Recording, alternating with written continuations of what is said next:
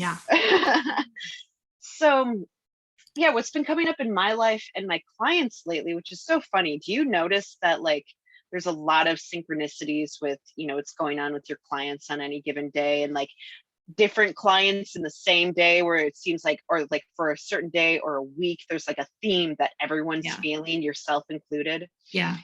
And right now I feel like the theme is all on being okay, like giving yourself permission to quit or to change your mind or to change directions away from what you said you would originally do. Is that a theme for you right now too? Yeah, I'm switching over to a new marketing platform. I'm getting a new website. creating go a whole new persona, made a new logo. Like I'm like kind of buffering in like for a minute, it felt like I was kind of buffering to avoid what I like getting myself out there. But going into this new adventure, I don't know, it feels much more aligned. And because I struggled through it the first time, I already know kind of what I'm doing, and it feels much better. And yeah, like switching over to this new thing, it like the people that are running it are just incredible. And like there's a whole support group and all kinds of tutorials that I didn't get before. So I'm very happy to have but made you wouldn't the know, shift. like, isn't it interesting that you appreciate that so much now because of what you experienced before? Right. And like it takes a little bit, like, oh, you signed up for the first thing and you're like, okay, this is it, and like I want to see this through. Right. But to like stop, to stop a project and change directions, that can be tough, especially for those of us that tend to, like to stick to our word, right? I said I was going to do this. I made this commitment. I've got to see it through. Yeah. And then like there's this fine line, especially as a coach. Like I understand that it's your thoughts that create your reality. So all right, well, why are my thoughts so shitty, basically, about like what's going on? And it's like, well, no, I can coach myself and this can be a good situation. Or I could quit and start something new that feels exciting and all like, and then it's like this, well, am I giving up or am I making a decision that's right for me? Giving up, yes. Nobody likes a quitter. Yeah. Right. All those sayings that, nope, you got to stick it out, take one for the team, see it through, don't quit. Like, but shit changes. Life happens. Right. And sometimes the choice that you need, to follow your heart, to follow your truth means quitting. To change directions, to start something new, to start something completely over, to throw, like the old project away and start from scratch all over again. It's never too late to start over, to change your mind. And what's been coming up with my clients this week is being okay with that, accepting that, and giving yourself permission to do so, and to ignore, the old stories, the old thoughts around, oh, but I've always done what I said I was going to do. I've always seen my projects through completion. I said I was going to do this for this long. I can't leave early. I can't quit early. It's all about giving yourself freedom to make the choice that's right in your heart right now. And if that changes, I mean, the world is constantly changing. We're constantly evolving. Our surroundings, everything is constantly, like, that's the only constant thing in the world, right? Is change. And if we're not willing to let ourselves kind of move with the flow of this life and the changes, then we're just hurting ourselves. Yeah. So what has helped me during this whole transition, and I actually got coaching on it like as sort of a celebration, kind of, instead of like I need to change my thoughts. It was like, I'm actually feeling really good about all the decisions that I've been making. And like, for me, when I decided, what if I just took the judgment out of this? What would I decide to do? Like, I want a whole fresh start. Like, this is my opportunity with a new platform. Like, if I put my old website, if I put my current website up on that new platform, it would be down until I have something up. Like, I don't want that. So I have to have a placeholder at least, but like, it's just like, if I'm not judging myself, what do I want to do? Yeah, I'll take this opportunity to get a fresh start. All right. I wanted to redesign some stuff anyway. now's my opportunity. And it feels so much better. Like the it. color palette, even the fonts, like, right. oh my gosh. Once you like, give I'm yourself so that freedom, doesn't like nothing beats that freedom of making a choice from your heart and not, you know, the logic and the influence of your head and anybody else's. I had to write that down, what you said. What if I took the judgment out of this? What would I do? That is a great question. I feel like that should be the highlight of this discussion. In any aspect of your life, anybody listening to this, what if you took the judgment out of your current situation? Yeah. What would you do? If you weren't judging yourself, if you weren't afraid of, you know, if other people weren't judging you, which in most cases they're really not. We just assume that they are. Everybody's too focused on themselves to be worrying about you all the time. Everyone's worried about their own judgment, right? And on the opposite side of that coin, everybody's always judging you. That's their job. So what do you want them to judge you for? For taking risks and living in alignment with yourself, or for being scared to make the changes that you need to take? Make. Right. Words are hard right now. I feel like they always are for me. I'm much better writing than speaking, but I love, like, that's the beauty of this too. Like, this is just raw and real. Yeah. Like, coach to coach, friend to friend, human to human. None of us are perfect. No. And that's what's perfect about it, right? Yeah. And the more we can be real and talk, I know we've laughed before too, even over the quality of these videos. So it didn't record in the right format. Is that? No. It's raw and that's real. Not a problem unless you make it a problem. Exactly. Did we remove the judgment from that situation? Yeah. We posted anyways. Yeah, right? We're getting ourselves out there, and it's messy, and it's supposed to be. What if it's supposed to be? What if it's interesting? I love that too. What if it's supposed to be messy? Yeah. How does that settle for people? When we're thinking, you know, oh my gosh, I need to make my life perfect and it all needs to be in order because then that's the only way to happiness.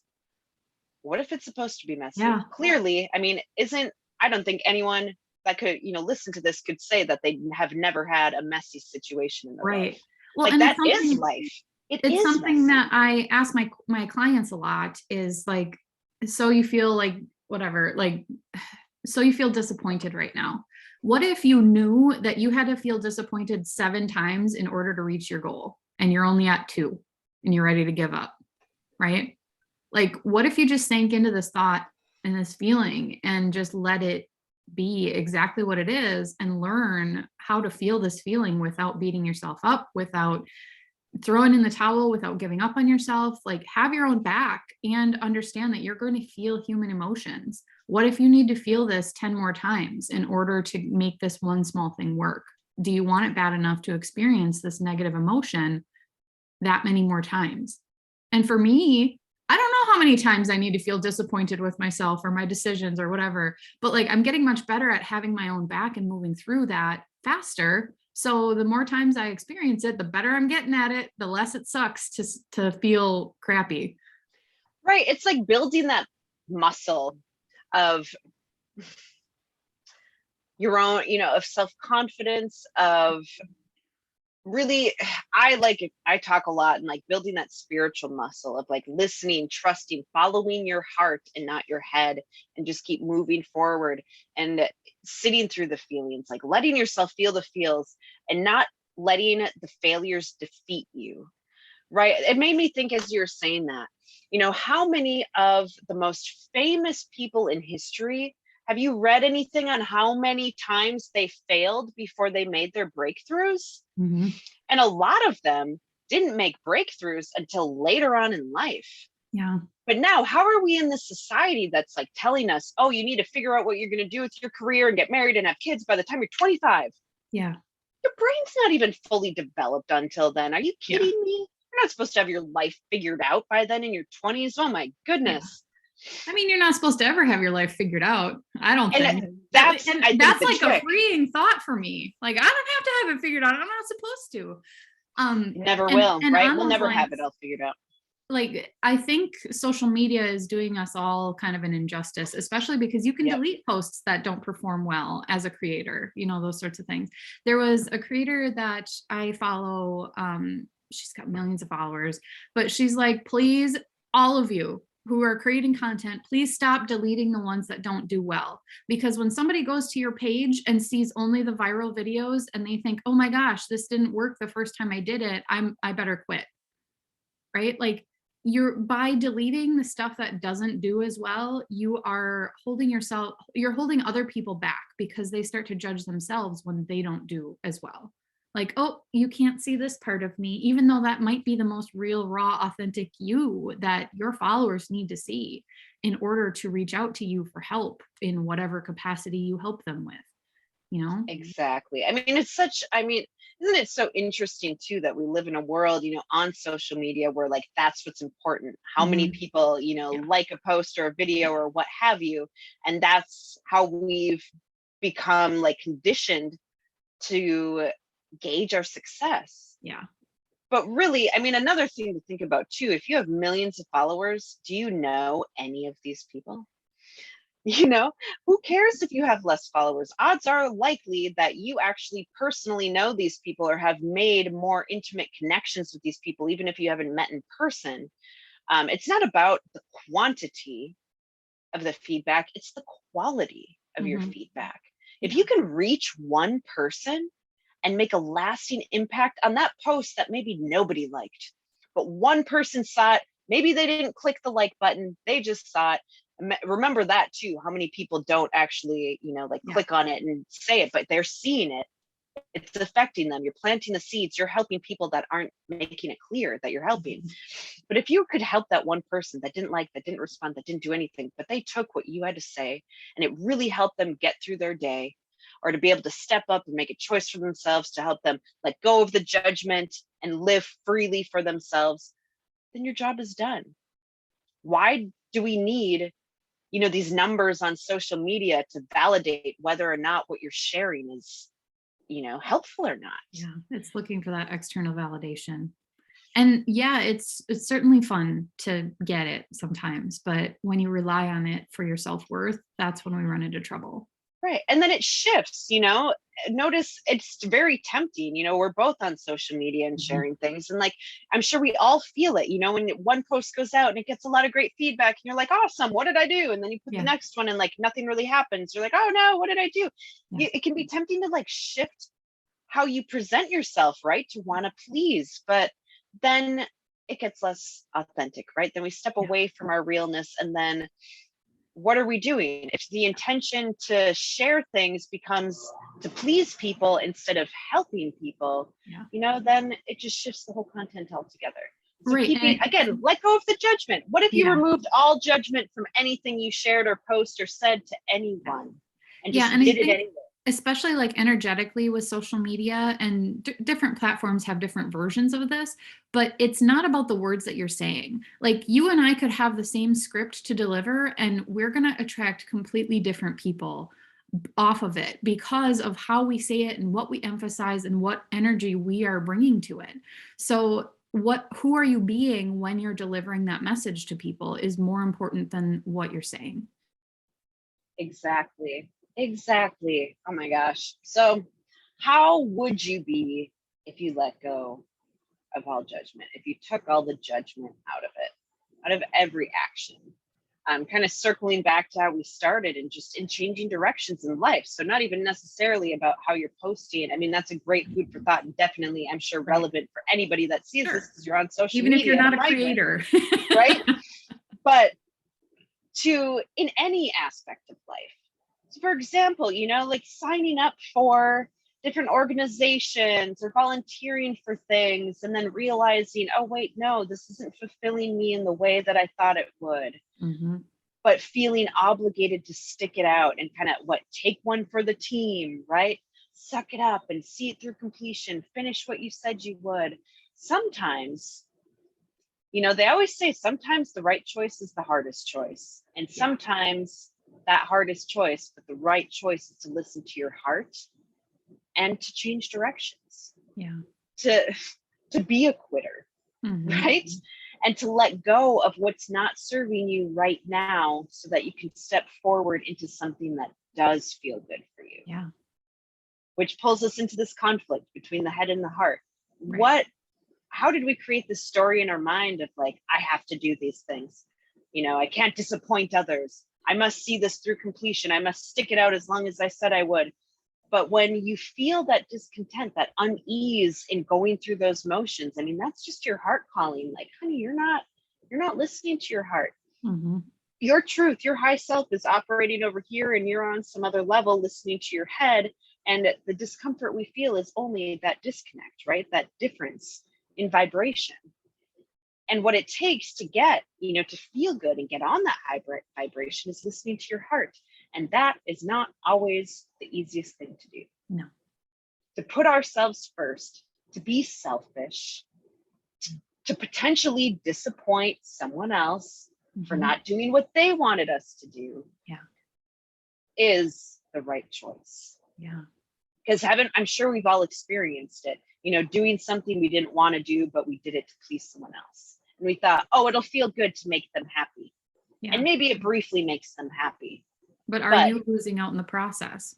Yeah. Are you feeling drained? Are you exhausted? What time, how much time and energy did you put into this that was not serving you? And then you can often end up feeling worse afterwards. And then regretting, why didn't I just do what I wanted to do? Yeah. And how many people live their entire life that way, not giving themselves permission to do just that. So I really love that. I mean, I feel like that question will bring that home, hit it home. And I'm going to be sharing this all over the place too with my clients, just reminding them, asking, what if you took the judgment out of the situation? What would your heart do?